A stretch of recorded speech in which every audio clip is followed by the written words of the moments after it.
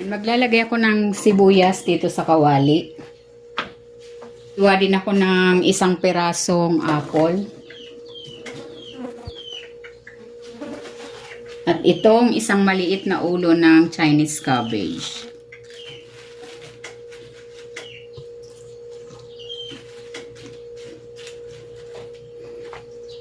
Ilalagay ko na dito itong whole chicken. Ito ay binabad ko na sa asin at paminta.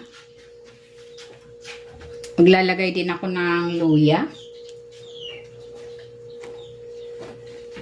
At ng spring onion.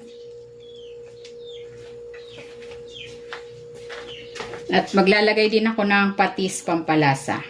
Pwede kayong maglagay ng mga pampalasa of your choice. And then, tatakpan ko na ito. And then, lulutuin natin ito sa mahinang apoy for 1 hour.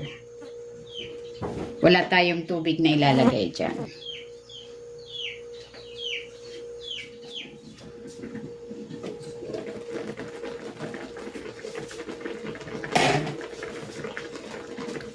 Ayan, ito na yung chicken.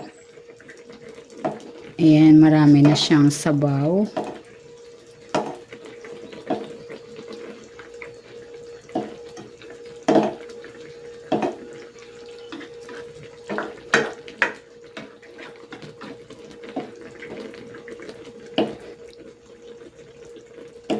Ayan, luto na itong no water whole chicken soup.